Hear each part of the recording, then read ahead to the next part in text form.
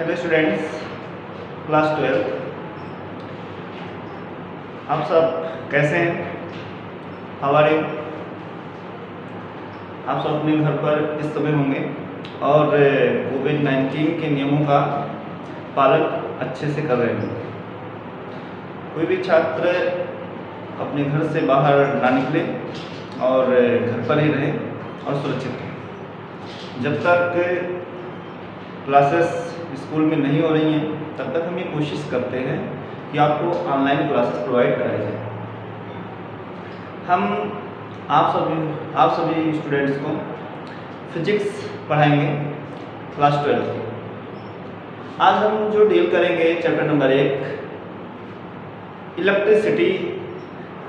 Chapter का नाम है इलेक्ट्रिसिटी क्या होता है, ये आप क्लास 10th में भी डील किए हैं और क्लास 11th में इलेक्ट्रिसिटी का कोई भी काम नहीं था, उसमें आप पढ़े भी नहीं हैं और मेरे विचार से आप क्लास 11th की फिजिक्स जो है अच्छे प्रकार से पढ़ेंगे, क्योंकि कुछ चीज़ें आपको मिलेंगी और ज़्यादातर चीज़ें आपकी 10th की मिलेंगी। फिजिक्स होता क्या है, ये चीज़ आप क्लास 11th में सीख चुके हैं। अब हम क्लास 12th में जो इलेक्ट्रिसिटी है, ये इलेक्ट्रिसिटी जनरेट कैसे होती है उसके बारे में पढ़ेंगे। पहला चैप्टर जो मेरा है वो है इलेक्ट्रोस्टैटिक। इलेक्ट्रिसिटी का एक ब्रांच है इलेक्ट्रोस्टैटिक।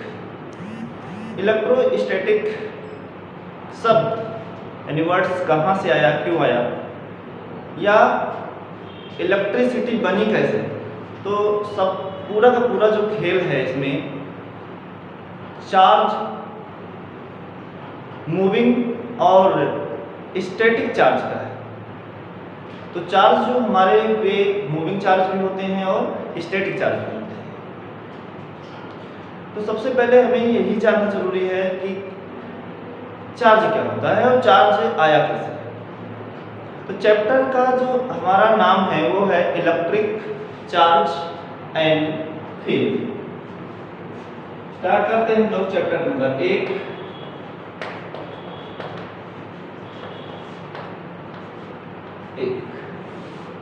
चैप्टर का नेम है इलेक्ट्रिक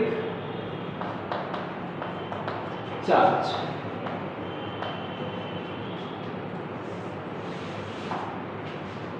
चैप्टर का नाम क्या है, electric charge and field.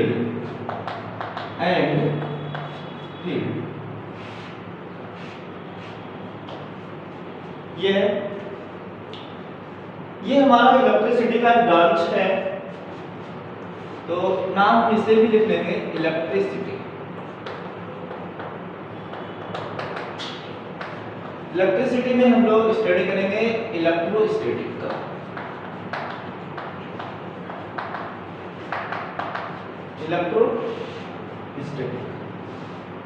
Electrostatic शब्द यहाँ पे इलेक्ट्रिक का मतलब इलेक्ट्रिसिटी से है, स्टैटिक का मतलब होता है रुका हुआ, यानी जो चलेगा, रुका है। इससे रिलेटेड ये हमारा इलेक्ट्रोस्टैटिक है। तो अभी तो हम स्टडी करेंगे नॉन मूविंग चार्ज के बारे में। इसके बाद में जब ये हमारा पूरा डील हो जाएगा कि नॉन मूविंग चार्ज के बारे में अच्छे से स्टडी कर लेंगे, फिर हम मूविंग चार्ज के बारे में भी पढ़ेंगे और पूरा जो फिजिक्स का ये दुनिया है बहुत बड़ी है, चार्ज की पूरी दुनिया है, चार्ज के बारे में हम लोगों को पढ़ना है। चार्ज कैसे बना और चार्ज का रोल क्या होता है, इन सभी चीजों के बारे में देखेंगे। तो अब हम देखते हैं इसमें कौन कौन से टॉपिक हम लोग पढ़ेंगे। तो सबसे पहले चीज हम एक चीज देखेंगे, बेसिक प्रॉपर्टीज ऑफ मैटर। कुछ टॉपिक्स हैं जो हम लोग पढ़ेंगे, basic properties of matter. Matter की क्या प्रॉपर्टीज होती है इसके बारे में हम लोग स्टडी करेंगे। तो मैटर का एक नेचर होता है कि जैसे मान लो हमने क्या किया, ये चॉक इस पर चलाया, तो चॉक के जो पार्टिकल्स, वो चॉक के पार्टिकल या इस बोर्ड में क्लिंग कर गए, यानी चिपक गए। ऐसा क्यों होता है? ऐसा क्यों होता है? हम लोग फोर्स के बारे में भी पढ़ेंगे। क्लास 11th में आपने फोर्स पढ़ा था जिसका नाम था ग्रेविटेशनल फोर्स। फोर्स मोस्टली हमने मतलब रियल केस में जो हमने देखा है वो चार ही होते हैं। एक ग्रेविटेशनल फोर्स, एक इलेक्ट्रोस्टैटिक फोर्स होता है। फोर्स जो होते हैं यहाँ मैं लिख देता हूँ, force mainly are of four types. Four types. Four types के क्या होते हैं? फोर्स होते हैं। नंबर एक जो होगा वो होता है आपका gravitational force.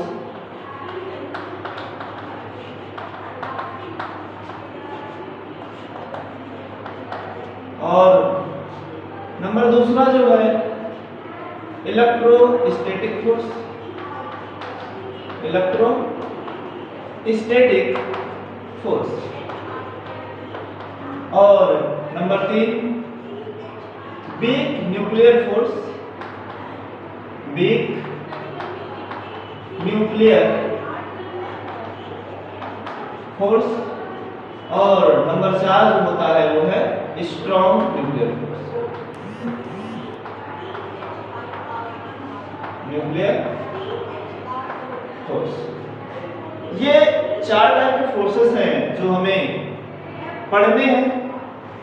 Gravitational force already हमें मान के चलते हैं कि आप पढ़े हैं, क्योंकि आप क्लास 11 पढ़ के ही 12th में आए हैं, तो मुझे पहले से पता है। ये जो दो फोर्स आपको दिख रहे हैं, इलेक्ट्रिकल फोर्स और ग्रेविटेशनल फोर्स। इलेक्ट्रिकल फोर्स यानी इलेक्ट्रोस्टैटिक फोर्स, ग्रेविटेशनल फोर्स आपको पता है कि चाप नीचे जाता है। या सन आप देखे होंगे तो सन जितने भी प्लैनेट्स हैं उन सभी पर ग्रेविटेशनल फोर्स लगाता है, जिससे सभी प्लैनेट अपने डिफरेंट ऑर्बिट में या एक डिफरेंट पाथ में रिवॉल्व और चलते हैं।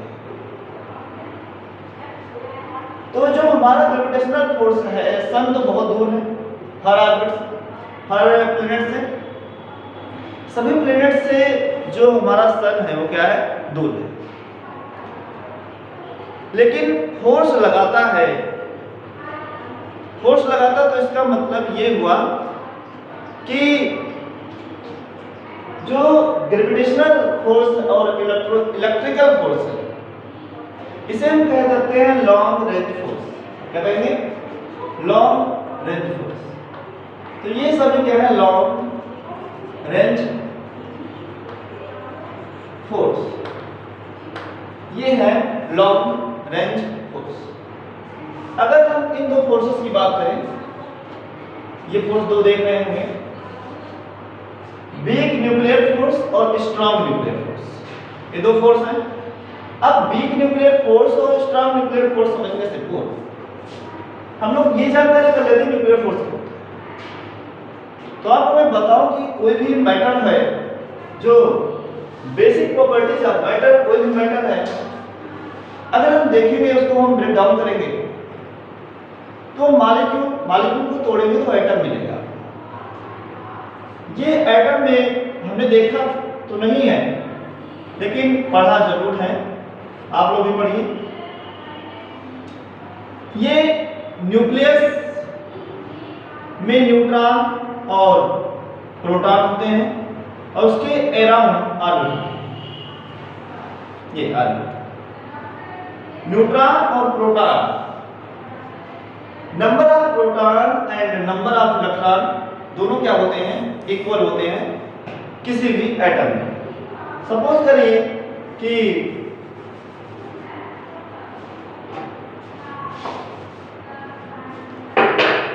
ये एटम है और एटम में न्यूट्रॉन प्रोटॉन रहते हैं। आपने पढ़ा होगा कि number of electron equal to number of proton, ये होते हैं। यानी इलेक्ट्रॉन और प्रोटॉन का जो नंबर होता है किसी भी एटम में इक्वल होता है। इक्वल होगा तभी एटम न्यूट्रल रहेगा, नहीं तो इस पर चार्ज रहेंगे प्लस या माइनस। डिपेंड करता है इलेक्ट्रॉन इसने दिया है या इलेक्ट्रॉन इसने ग्रहण किया है या एक्सेप्ट किया है। नंबर ऑफ प्रोटॉन ये न्यूक्लियस में होते हैं। ये इस न्यूक्लियस के अंदर जो फोर्स होता है, पूरा न्यूक्लियस है, तो न्यूक्लियस के अंदर जो फोर्सेस होते हैं उसे हम न्यूक्लियर फोर्स नाम देते हैं। ये इसी रेंज में फोर्स रहेगा, बाहर नहीं। यानी कुल मिला के ये देखने को मिल रहा है कि एटम तो बहुत छोटा होता है और एटम के अंदर क्या है, न्यूक्लियस। उस न्यूक्लियस में जो फोर्स होता है उसे हम न्यूक्लियर फोर्स नाम देते हैं। न्यूक्लियस के अंदर जो फोर्स है वो हमारा क्या कहलाता है, न्यूक्लियर फोर्स। अब ये वीक और स्ट्रॉन्ग की बात हो जाए तो ये डिपेंड करता है मटेरियल कैसा है। हर मटेरियल का अलग अलग न्यूक्लियस होता है और न्यूक्लियस की अलग अलग अपनी साइज होती होगी, है ना, और उसी के अकॉर्डिंग स्ट्रॉन्ग और वीक न्यूक्लियर फोर्स होंगे। जैसा मटेरियल होगा उसी के अकॉर्डिंग इसके फोर्स होंगे। तो कुल मिलाकर हम ये कह सकते हैं कि जो हमारा ये फोर्स है वीक न्यूक्लियर फोर्स और स्ट्रॉन्ग न्यूक्लियर फोर्स, ये जो दो फोर्स हैं, strong nuclear force, weak nuclear force, ये दोनों फोर्सेस जो हुए ये शॉर्ट रेंज फोर्स कहलाते हैं। क्या है, शॉर्ट रेंज फोर्स। ये आपके हो गए क्या, शॉर्ट रेंज फोर्सेस हो गए। बात समझ में आया? इतनी बातें आपको क्लियर हो गई। तो आपको हमने बताया कि फोर्स जो होते हैं 4 प्रकार के, 4 टाइप्स के, इसे हम स्टडी करेंगे। अब आपको मैं थोड़ा सा और एक चीज बताता हूं। ये फोर्स, सभी फोर्स के बारे में जानने से पहले डिस्कशन करेंगे हम अब मैटर क्या होता है और इससे रिलेटेड कुछ और टॉपिक कौन से हमें डील करने हैं इस चैप्टर में, उसको हम देखेंगे। तो दूसरी प्रॉपर्टी जो हमारी होगी वो क्या होगी, इलेक्ट्रोस्टैटिक क्लिंग। इलेक्ट्रोस्टैटिक क्लिंग ये क्या होता है, इलेक्ट्रोस्टैटिक क्लिंग क्या होता है ये। तो देखिए, आप जैसे देखे होंगे कपड़े हम लोग सभी लोग पहनते हैं, पॉलिस्टर कपड़ा या कोई भी कपड़ा हो सकता है, एनी ऑफ दिस, तो वो हमारे बॉडी में या जो भी पहना है व्यक्ति उसकी बॉडी में चिपक जाता है, क्लिंग कर जाता है। ऐसा क्यों होता है, तो वो हमारे बॉडी से कपड़ा बार बार रब होता है जिससे उसमें चार्ज पार्टिकल आते हैं और वो चिपक जाता है। या आपने देखा होगा क्लाउड्स में शाइनिंग लाइन बनती है, आपस में जब क्लाउड्स टकराते हैं या रब होते हैं तो दो क्लाउड जब आपस में रब होंगे तो उनके बीच क्या होगा, चार्ज पार्टिकल आते हैं और जिससे उसमें चार्ज आ जाता है और आपस में फिर वो जब जुड़ते हैं तो उसमें शाइनिंग लाइन बनती है, स्पार्क होता है, ठीक है, जिसमें इलेक्ट्रॉनों का एक्सचेंज होता है। इस तरह से चार्ज आप बनते हुए देखे होंगे। आप कोई भी प्लास्टिक का रॉड या कुछ ले सकते हैं और उसे अपने बाल से या कपड़े से रब करिए और रब करने के बाद कागज के छोटे पीसेस अगर उनके पास हम ले जाते हैं तो वो अट्रैक्ट होते हैं। ऐसा आपने देखा भी होगा या आप प्रैक्टिकल कर सकते हैं। ऐसा हुआ, इस पर सोचने का विषय है कि क्यों हुआ ऐसा। आखिर वो स्मॉल पार्टिकल्स जो कागज के छोटे पीसेस थे, छोटे टुकड़े थे, वो प्लास्टिक या ग्लास या एनी ऑफ दिस मटेरियल, किसी भी मटेरियल से आप क्यों अट्रैक्ट हुए या क्यों रिपल हुए। तो उस पर विचार किया गया तो बताया गया कि इसमें चार्ज आ जाता है, ऐसा इसलिए होता है, और उसी दिन से ये नाम पड़ गया चार्ज। जब हम ये चॉक से बोर्ड पर चलाते हैं तो चॉक का जो पार्टिकल्स होते हैं वो सभी बोर्ड में क्या होते हैं, चिपक जाते हैं, जिससे ये लिखा हुआ आपको दिखता है, स्टिक कर जाता है। ये भी इलेक्ट्रोस्टैटिक का ही रोल है। तो क्लिक कर जाता है, चार्ज के जो पार्टिकल्स हैं वो बोर्ड पे क्या होते हैं, क्लिक कर जाते हैं। तो दीज आर इलेक्ट्रोस्टैटिक। बात समझ में? तो ये होता है आपका इलेक्ट्रोस्टैटिक क्लिंग, चाक का चिपकना या कपड़े का आपके बॉडी के साथ क्लिंग करना। This is the electrostatic cling. बात समझ में? आप अपने डेली लाइफ में देखते होंगे कि बहुत से चीज मटेरियल ऐसे होते हैं कि अगर आप कहीं रब हो गया, ज्यादा रब हुआ, अचानक से आपका हाथ किसी रॉड या किसी चीज पे पड़ा तो आपको ऐसा लगता है कि जैसे कुछ लगा, झटके टाइप का या कुछ लग सकता है, हल्का सा स्पार्क लगता है, कुल मिला के आपको महसूस होता है। वो भी क्या है, एक इलेक्ट्रोस्टैटिक का ही पार्ट है। दूसरा है, हम लोग पढ़ेंगे defining electric charge. Defining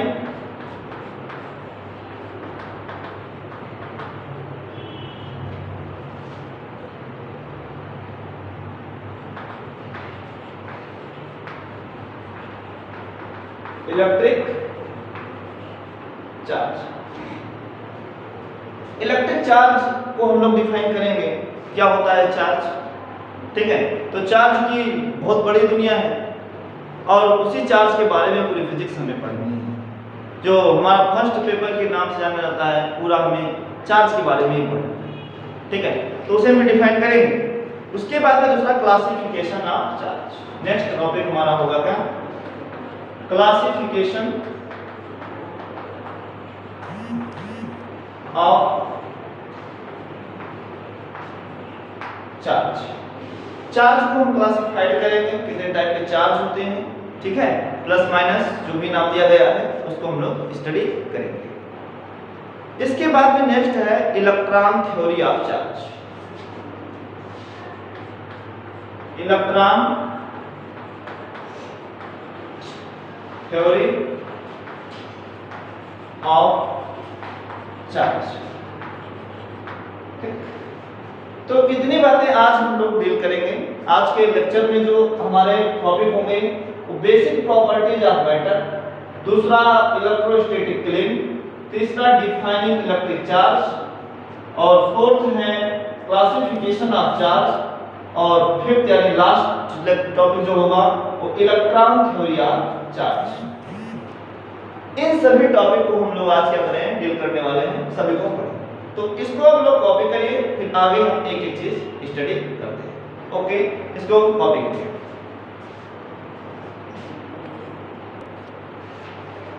okay students, हो गया, ठीक है।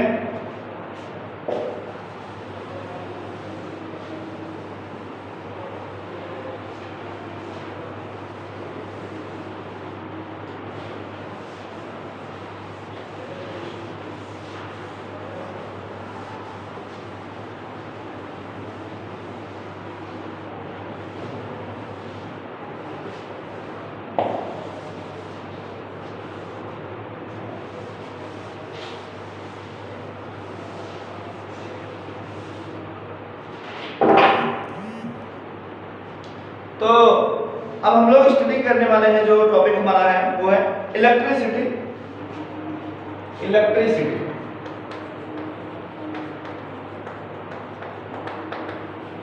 इलेक्ट्रिसिटी और इसे हम इलेक्ट्रिसिटी में जो हम ब्रांच पढ़ेंगे वो है इलेक्ट्रोस्टैटिक। इलेक्ट्रोस्टैटिक, तो this is the branch of physics. Electrostatic is the branch of physics. Physics का एक ब्रांच है इलेक्ट्रोस्टैटिक। ठीक है, स्टैटिक चार्ज के बारे में स्टडी करेंगे। तो सबसे पहले हम इसका डिफिनेशन लिख लेते हैं। इलेक्ट्रोस्टैटिक इज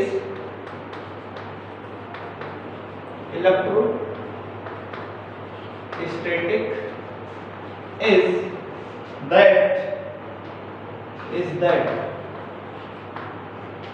branch of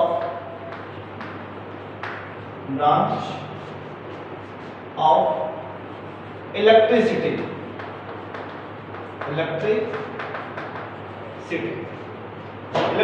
की एक ब्रांच है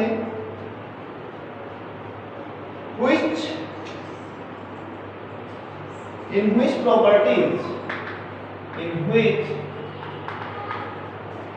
deals with the study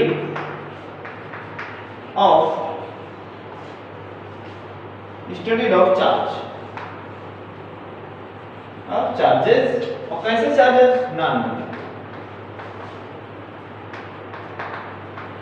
non moving charge. Electrostatic में हम लोग जो पढ़ेंगे वो नॉन मूविंग चार्ज के बारे में स्टडी करेंगे। तो this is the definition of electrostatic. Non moving charge के बारे में हमें इलेक्ट्रोस्टैटिक में पढ़ना है। ठीक, तो ये डिफाइन क्या हुआ? इलेक्ट्रोस्टैटिक होता क्या है? तो आंसर है इलेक्ट्रिसिटी की एक ब्रांच है जिसमें हम नॉन मूविंग चार्ज के बारे में क्या करेंगे? स्टडी पढ़ेंगे। चलता हुआ चार्ज नहीं, जैसे हमारा फैन चलता है, बिजली आती है, फैन चलता है, तो उसमें जो चार्ज है वो लेकिन मूव करते हुए चार्ज नहीं पढ़ना हो, रुका हुआ चार्ज पढ़ना कि चार्ज कांस्टेंट है, एक जगह पे रुका हुआ है, चल नहीं रहा, उसके बारे में हमें क्या करना है? स्टडी करना है। रुके हुए चार्ज के बारे में ही पढ़ना है। बात समझ में है?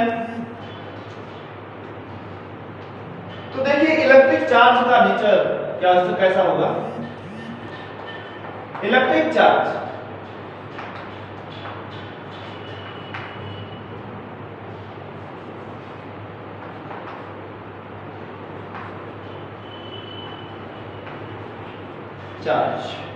नेचर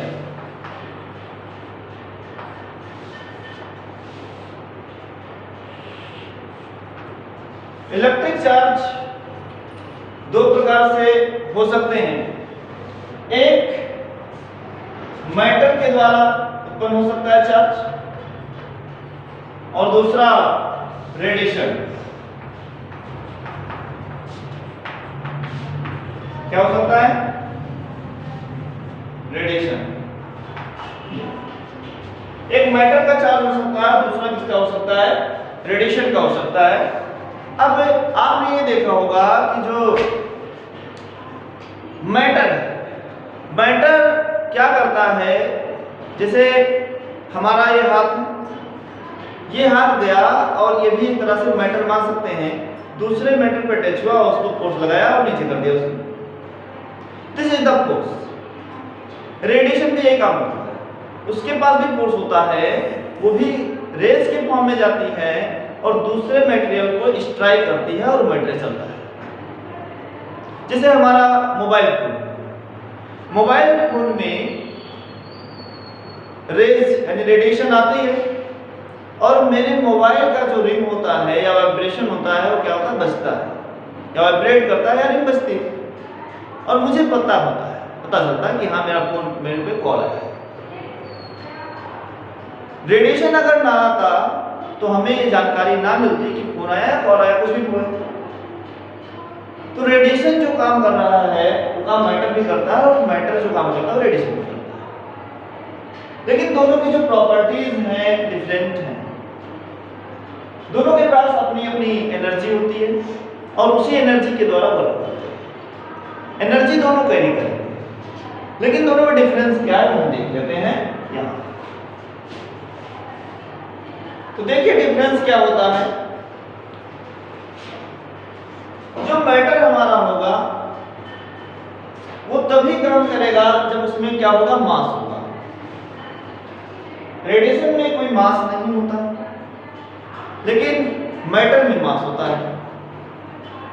मास होगा, वेलोसिटी होगी, इसका कुछ शेप होगा, वॉल्यूम होगा और मोमेंटम भी होगा, क्योंकि कोई भी पार्टिकल्स अगर मूव करता है तो मोमेंटम आ जाता है, क्योंकि दिस चॉक है mass and velocity because this is the move. अगर ये चॉक मूव कर रहा है और चॉक का मास भी है, तो ये किसी भी मटेरियल पर जाके स्ट्राइक करेगा और उसको वर्क कराएगा, ये कंफर्म है। क्या कराएगा ये नहीं पता है, लेकिन कुछ ना कुछ तो करेगा।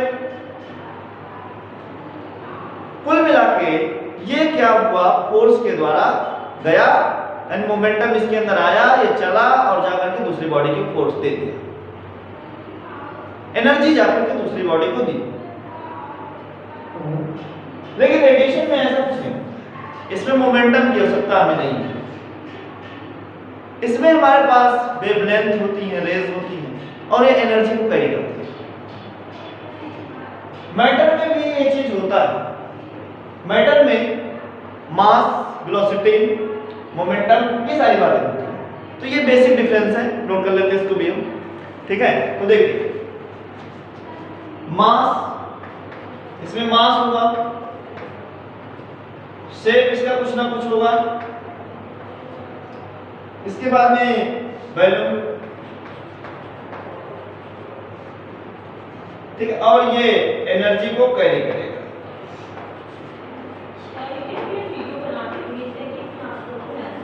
एनर्जी कैरी करेगा, एनर्जी को।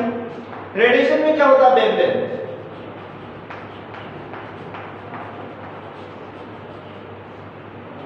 वेवलेंथ होगा और वाइब्रेशंस होंगे, इसमें भी एनर्जी कैरी होगी, कैरी एनर्जी। ये बात समझ में है? तो इस तरह से मैटर और रेडिएशन की बात भी जो स्टडी कर लिए, नेल बोर्ड पूछा नहीं जाता है, लेकिन एक जानकारी के लिए आपको जानना चाहिए कि रेडिएशन और मैटर में डिफरेंस क्या है। ठीक है, आगे हम लोग वेव के बारे में पढ़ेंगे नेक्स्ट क्लास, मतलब नेक्स्ट चैप्टर में। आगे जब हम और चैप्टर से स्टडी करेंगे तो हमें मिलेगा। इसके बाद में नेक्स्ट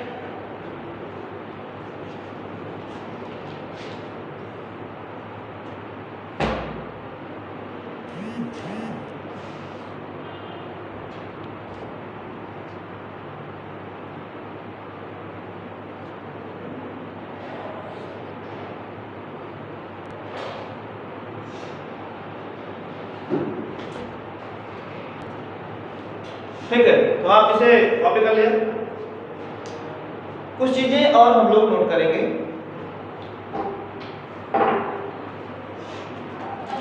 तो एक एक पॉइंट करके हम लोग समझते हैं।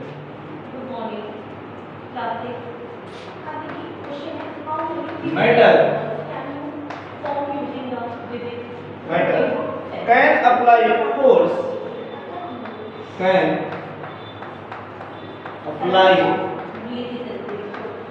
force, matter can apply force due to its two characteristics, due to its two characteristics,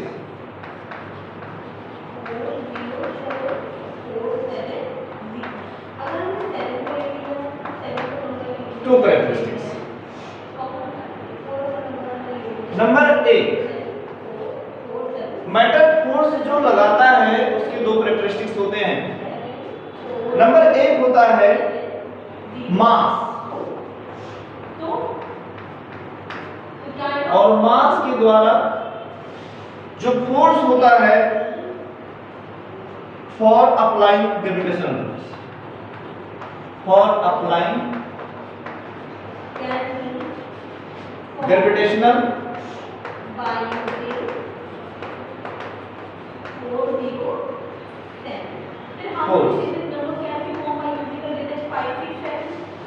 for applying gravitational force. दूसरा जो है वो है electrical charge, electrical charge, electrical charge में इलेक्ट्रोस्टैटिक फोर्स और अप्लाइंग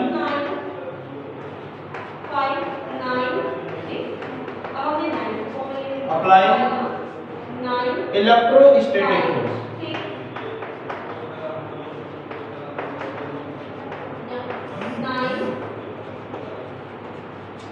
इलेक्ट्रोस्टैटिक फोर्स और अप्लाइंग इलेक्ट्रोस्टैटिक फोर्स।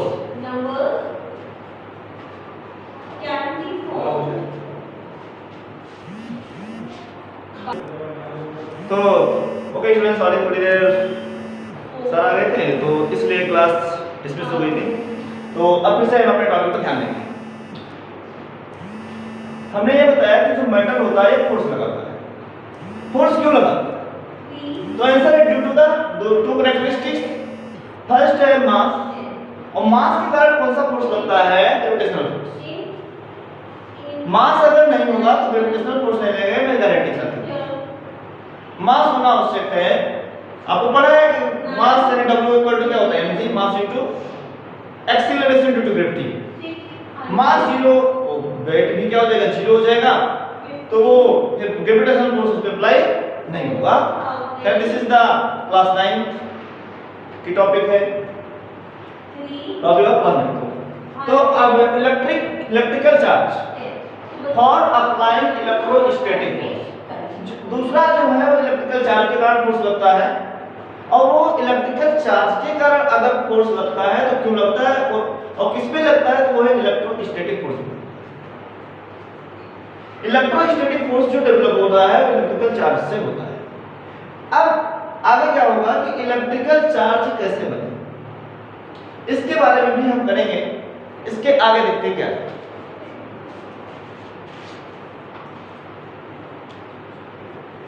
दूसरा point है electric charge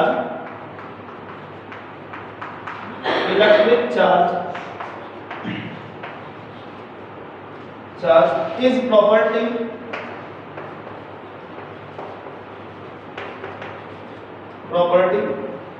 carried by a matter, carried by a matter, carried by a matter due to which it can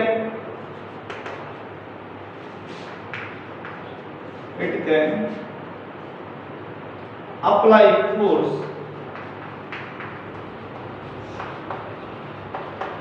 force on other matter particle,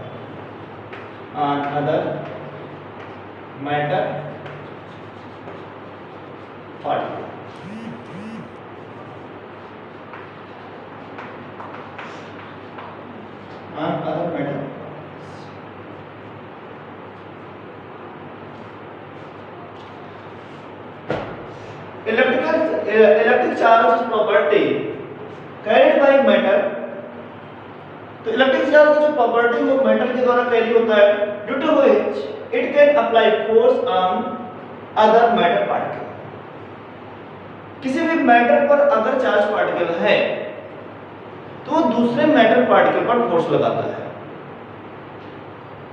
जैसे अभी मैं आपको दिखाता हूं, ध्यान दीजिएगा। देखिए कि चार्ज पार्टिकल बनता कैसे है।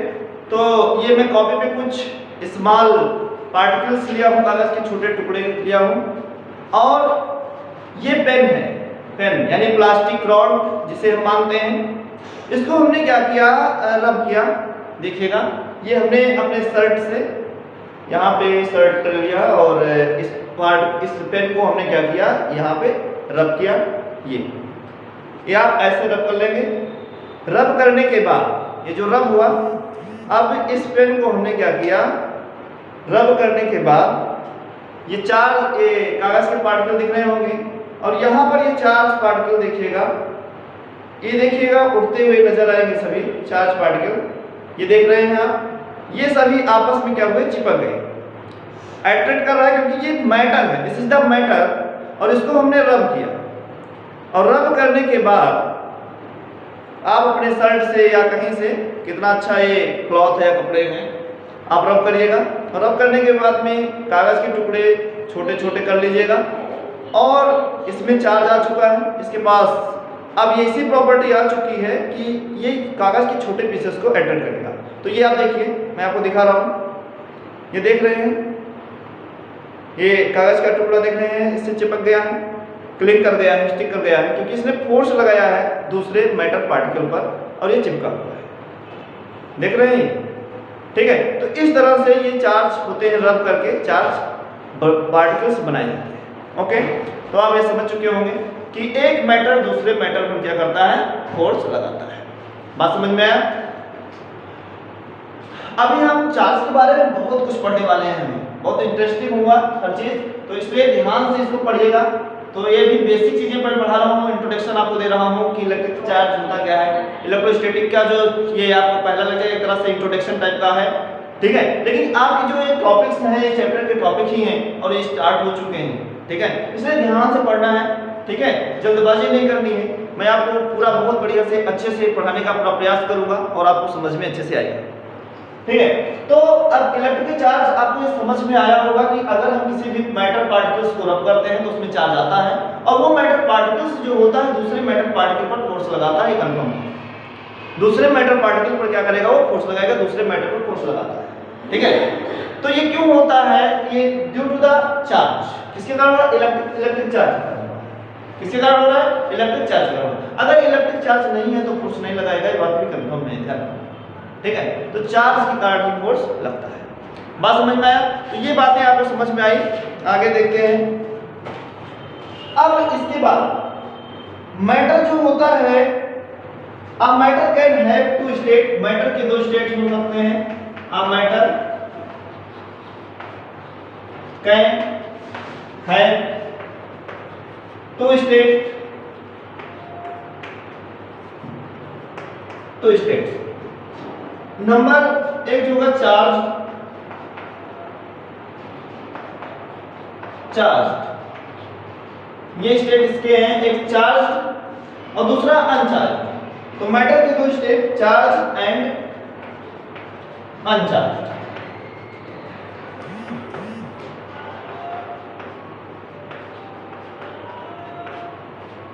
चार्ज एंड अनचार्ज, ये दो स्टेट होते हैं मैटर के, या तो चार्ज रहेगा या अनचार्ज रहेगा, ये स्टेट हो गए, ठीक है। तो इसको आप कॉपी करिए, बोर्ड भर चुका है, इसको कॉपी कर लें, फिर मैं आपको आगे बताऊंगा।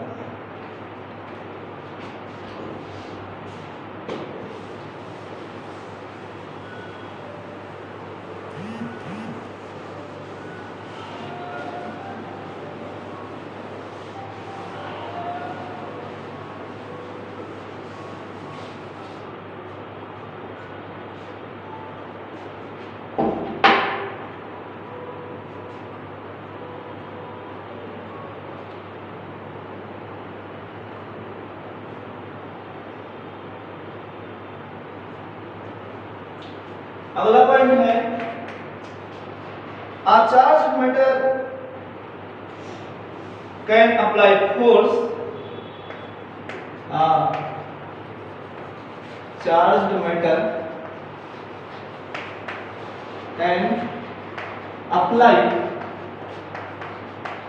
force, can apply force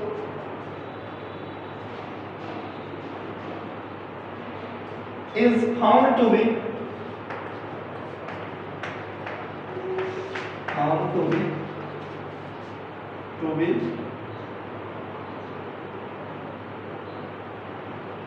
of two types,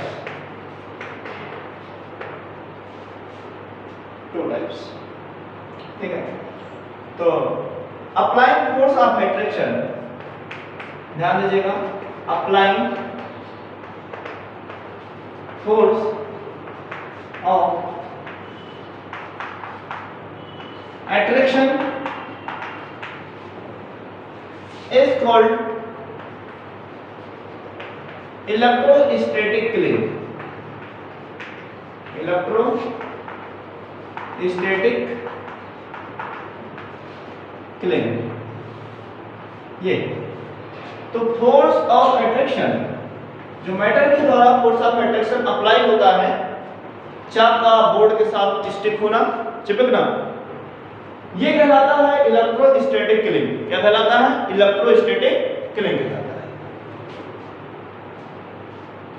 दूसरी चीज इलेक्ट्रोस्टैटिक क्लिंग हो गया, इट इज एक point of its very common force, very common force in our nature, in our nature।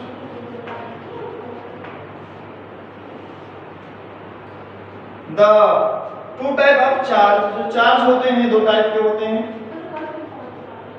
The two type of charge,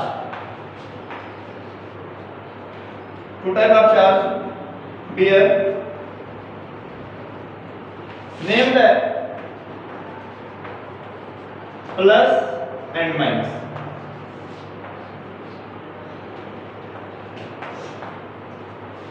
charge जो होते हैं दो types के होते हैं, एक प्लस होता है, एक माइनस होता है। एक साइंटिस्ट थे जिनका नाम था बेंजामिन फ्रैंकलिन, उन्होंने इसका प्लस और माइनस नाम दिया।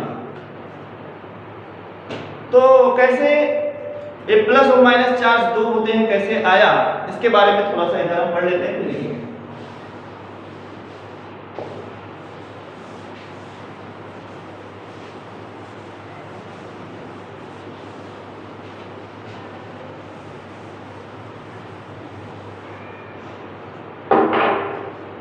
चार्ज जो पार्टिकल्स होते हैं, पहले क्या हुआ कि जब रब करके देखा गया कि हमने एक ग्लास रॉड लिया, ग्लास रॉड सपोज करिए दिस इज टू पेन, जो ब्लू वाला पेन आपको दिख रहा है इसे हम मान लेते हैं ग्लास, और जो रेड वाला है ये प्लास्टिक मान लेते हैं। हमने प्लास्टिक रॉड को क्लॉथ से रब किया या रेशम से रब किया। रब करने के बाद में हमने स्मॉल पीसेस दिए, उसने क्या किया, इसने क्या किया, उस स्मॉल पीसेस को क्या किया, अट्रैक्ट किया। फिर हमने ग्लास रॉड लिया, दिस इज द प्लास्टिक और this is the glass, glass को लिया और ग्लास को फिर रब किया और उस स्मॉल पीसेस के पास ले गए, तो भी क्या हुआ, अट्रैक्ट हुआ। फिर हमने क्या किया, इस ग्लास रॉड को रब किया, इस प्लास्टिक रॉड को भी रब किया, इन दोनों को हमने बांध के ऐसे टांग दिया। फिर हम ये देख रहे हैं कि ये दोनों एक दूसरे को दूर हटा रहे हैं। क्या हुआ, दूर हट गए, दूर भाग रहे हैं, यानी कि रिपल कर रहे हैं। तो ये समस्या बन गई कि चार्ज जो होते हैं अब कैसे डिफाइन किया जाए। ये एक तो दूर भगाता है और एक पास लाता है। तो उन्होंने कहा, एक साइंटिस्ट बेंजामिन फ्रैंकलिन ने क्या किया, कहा इन दोनों को हमने क्या किया, बेंजामिन ने क्या किया कि रब किया और इसको भी रब किया। स्टार्टिंग में इन्होंने अट्रैक्ट किया, उसके बाद दोनों को इन्होंने जोड़ दिया और जोड़ करके फिर उसको उठाने का प्रयास किया कि ज्यादा फोर्स लगे। फिर इन्होंने देखा कि जो कागज के पीसेस थे उठे ही नहीं उठे, वहीं पे वहीं रह गए, कागज के पीस नहीं लग पड़े। मींस ये दोनों चार्ज पार्टिकल जो इसमें थे और इसमें थे, आपस में दोनों को क्या कर दिया, स्पार्क अंदर से हुआ और ये चार्ज खत्म हो गया। चार्ज पार्टिकल्स स्पार्क करके समाप्त हो जाते हैं। एक शब्द चार्ज और एक होता है डिस्चार्ज। तो आपस में जब ये चार्ज, जब तक आपने रब किया, इसको भी रब किया, दोनों के पास चार्ज आ गया, दोनों को आपने टच कराया तो दोनों के चार्ज आपस में स्पार्क करके क्या हो गए, डिस्चार्ज हो गए। और कोई भी चार्ज पार्टिकल होगा वो हमेशा क्या चाहेगा, डिस्चार्ज होना चाहेगा। क्या होना चाहेगा, डिस्चार्ज होना चाहेगा। तो ये चार्ज पार्टिकल आपस में क्या हुए, टच हुए और टच होने के बाद डिस्चार्ज हुए। जो क्लाउड्स होते हैं, क्लाउड भी आपस में रब गए और रब करने के बाद उनमें चार्ज आ गए, और जब वो आपस में टच हुए तो वो जब आपस में टच हुए तो स्पार्क होता है, बड़ा सा लंबी शाइनिंग लाइन बनती है क्लाउड्स की टकराने से। टू क्लाउड्स या मोर क्लाउड्स रब ईच अदर और क्रिएट चार्ज, और उसके बाद में जब चार्ज बना तो ये चार्ज आपस में जब ये क्लाउड फिर जुड़ते हैं तो ये डिस्चार्ज होते हैं, स्पार्क होता है, और जिससे शाइनिंग लाइन बनती है। तो बेंजामिन फ्रैंकलिन ने ये सोचा कि जो हम इलेक्ट्रिसिटी की बात कर रहे हैं, क्या ये क्लाउड में भी वही इलेक्ट्रिसिटी होती है क्या? तो ये एक हिस्टोरिकल है, ऐसा सुनने में आता, पता नहीं सही है कि गलत, लेकिन जानते हैं इसलिए बता रहे हैं। उन्होंने कहा हम चेक करेंगे, बेंजामिन ने, उन्होंने क्या किया, पतंग उड़ाया। पतंग उड़ाया और उस पतंग ऊपर गया, क्लाउड से टकराया, क्योंकि क्लाउड नीचे होते हैं, और वहां पे गया, लेकिन बिजली चमकी, शाइनिंग आया, लेकिन उनको हाथ में शॉक जो है नहीं लगा। क्योंकि अगर आपको पता करना हो कि बोर्ड में लाइट है कि नहीं है तो आप कैसे पता करोगे? उसमें बोर्ड वाला जो स्विच होता है उसमें उंगली डाल दीजिए, आपको पता चलेगा कि इसमें बिजली है कि नहीं है। करना नहीं पता चलेगा, उंगली अटक जाओगे, ठीक है। उसके अंदर हाथ नहीं डालना, बोर्ड के अंदर बहुत आसान तरीके से हाथ डाला, पता चला बिजली है, शायद बिजली है, ठीक है। डाल भी सकते हैं कुछ लोग, ऐसा नहीं है, लेकिन डालना नहीं, कुल मिला के नहीं, फिजिक्स नहीं पढ़ पाओगे फिर। तो बेंजामिन ने कहा हो सकता है